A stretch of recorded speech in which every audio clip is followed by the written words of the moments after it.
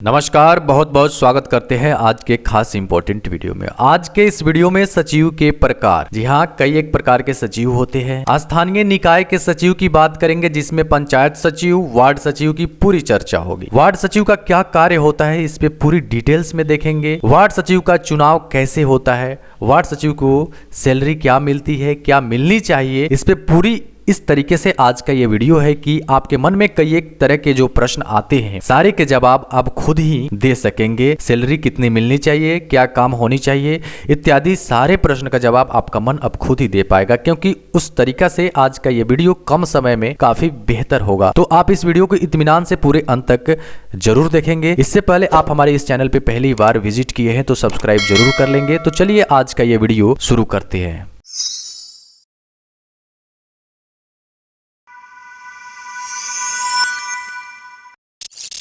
दोस्तों, शुरुआती में सबसे पहले सचिव के प्रकार पे बात करते हैं तो कई एक प्रकार के सचिव होते हैं, जैसे कि स्थानीय निकाय की सचिव, किसी एक स्थान विशेष की जो सचिव होते हैं वो स्थानीय निकाय की सचिव होते हैं। जैसे कि पंचायत सचिव, वार्ड सचिव, किसी एक क्षेत्र के नाम से क्षेत्र विशेष के सचिव स्थानीय निकाय सचिव होते हैं। क्लब या संगठन का सचिव, किसी खेल के लिए क्रिकेट क्लब, फुटबॉल क्लब या कोई संगठन हो, इसके जो सचिव होते हैं क्लब या संगठन के सचिव होते हैं। ये समिति मिलके, क्लब संगठन ही मिलके उनको उनमें से चुनती है जो विशेष व्यक्ति अनुभवी लगते हैं, जो एक कार्यालय के रूप में, कार्यालय हेड के रूप में कार्य को संभाल सके। इनकी सैलरी मिल भी सकती है, नहीं भी मिल सकती है, ये संगठन तय करती है। यहाँ पे मंत्रालय की सचिव की बात करें तो कई एक प्रकार के मंत्रालय होते हैं, जैसे कृषि मंत्रालय हो गए, खाद्य मंत्रालय हो गए, मानव विकास संसाधन मंत्रालय हो गए, इत्यादि प्रकार के मंत्रालय की मंत्री की कार्यालय के हेड को मंत्रालय सचिव बोलते हैं।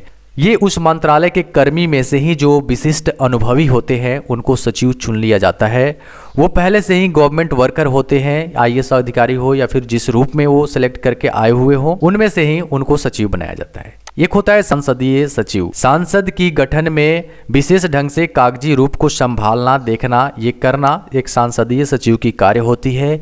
ये सांसद लोग मिलके ही उनको चुनते हैं। उसके बाद ट्रेड यूनियन श्रमिक संघ सचिव, किसी व्यापार या फिर श्रमिक के सचिव, ये भी एक संगठन के रूप में होते हैं। उनमें से ही चुने गए व्यक्ति को ट्रेड यूनियन श्रमिक संघ सचिव बोलते हैं। इनकी भी सैलरी मिल भी सकती है, नहीं भी मिल सकती है, यूनियन तय करती है। यहाँ पे दोस्तों सहकारी समिति के सचिव, पूर्ण रूप से ये सरकारी सचिव होते हैं। सरकार अपने कार्यालय में चुन के सचिव के रूप में इन्हें भेजती है। एक सरकारी कर्मी लोग आके वो जो सचिव बनते हैं वो नियम के अनुसार बनते हैं और इनको सैलरी भी मिलती है। यहाँ पे कंपनी सचिव की बात करें दोस्तों, सरकारी नियमानुसार जिस कंपनी की इनकम 25 लाख रुपए से अधिक हो जाती है एक वर्ष में, वो एक सचिव रख सकती है, ऐसा अधिकार नियम प्रदान करती है हमारी संविधान। तो यहाँ पे ये सचिव प्राइवेट तौर पे होते हैं, उनकी सैलरी भी कंपनी तय करती है। उम्मीदन दोस्तों सचिव के इस प्रकार को आप आसानी से समझ गए होंगे। तो चलिए अब बात करते हैं स्थानीय निकाय सचिव। जी हाँ, इसमें पंचायत सचिव और वार्ड सचिव, यहाँ पे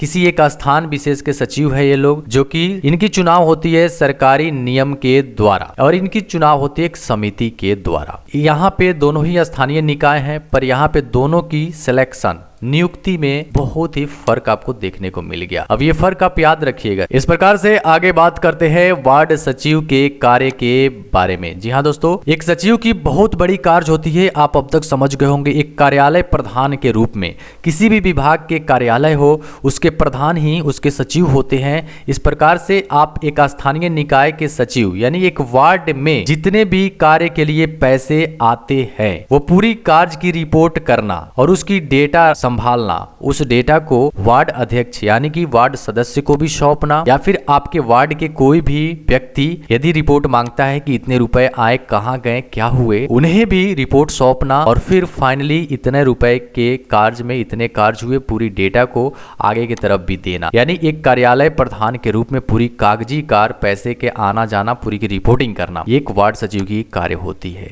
तो दोस्तों एक वार्ड सचिव यदि ईमानदार होता है आपके वार्ड में, तो सोचिए यदि कार्य के लिए पैसे आते हैं, रिपोर्टिंग उसी को करना है, आपको यदि सही सही रिपोर्टिंग दे देता है तो आप कंप्लेन करेंगे किस पे? वार्ड सदस्य पे करेंगे, क्योंकि अध्यक्ष वही है। आपके वार्ड में इतने पैसे आए, इतने ही का काम क्यों हुआ, और इस प्रकार से वार्ड सदस्य फंस जाएंगे। तो यदि सचिव ईमानदार होता है तो अध्यक्ष लोगों का काम भी ईमानदार हो जाती है। इस प्रकार से आप एक सचिव की कार्य भी समझ गए। आइए अब बात करते हैं इनकी सैलरी क्या होनी चाहिए। दोस्तों शुरू से लेके अब तक आपने ये समझा होगा कि विशेष अनुभवी व्यक्ति सचिव के रूप में होता है, क्योंकि सचिव का कार्य बहुत ही बेहतर करना होता है। तो यहाँ पे आपके वार्ड में शायद ही ऐसे कार्य होते होंगे, एक सचिव के रूप में शायद ही कोई वार्ड सचिव ऐसा कार्य करता होगा। कई एक वार्डों में नाम के केवल सचिव हैं, बस सचिव का क्या कार्य है ये पता भी नहीं है। तो यहाँ पे सरकार को ये करना चाहिए, जब विशेष नियमावली द्वारा एक वार्ड में सचिव की प्रबंधन जब कर दिए तो उसमें चालाकी ना अपना के समिति से चुनाव ना करके या तो विशेष नियम द्वारा खुद से एक सचिव बनाए, ऐसी नियम बनाए जिससे विशेष अनुभवी व्यक्ति सचिव बने और साथ ही साथ उन्हें कार्यभार समझे कि वार्ड में कितने रुपए आए, उसकी पूरी रिपोर्ट वो जनता को भी सौंपे और वार्ड अध्यक्ष को भी सौंपे और खुद सरकार को भी सौंपे, यानी कि अपने कार्य पे तत्पर रहने वाले व्यक्ति हों और उनको सैलरी भी प्रदान किया जाए। इस प्रकार से एक वार्ड सचिव की नियुक्ति हो और सैलरी भी हो तो एक वार्ड की भी विकास बेहतर होगी, साथ ही साथ पंचायत की विकास बेहतर हो जाएगी और पूरे जिले की भी विकास बेहतर होने लगी। तो दोस्तों उम्मीद करते हैं कि आज के इस वीडियो का मकसद था कि आपको एक सही जानकारी इस ढंग से प्रदान करना कि आपके मन में कई एक तरह के प्रश्न अब तक बनते आ रहे थे, उन सारी के जवाब आपको इस वीडियो में मिल गई होगी। वीडियो अच्छा लगे तो ज़्यादा से ज़्यादा शेयर करेंगे, क्योंकि ऐसी जानकारी सबको होनी चाहिए। लाइक करेंगे, चैनल पे पहली बार आए हुए हैं तो सब्सक्राइब जरूर कर लेंगे। तो फिलहाल हम विदा लेंगे आज इसी टॉपिक के साथ यहीं पे, फिर मिलते हैं एक नई टॉपिक के साथ। तब तक के लिए लेंगे आपसे विदा। Take care, bye bye.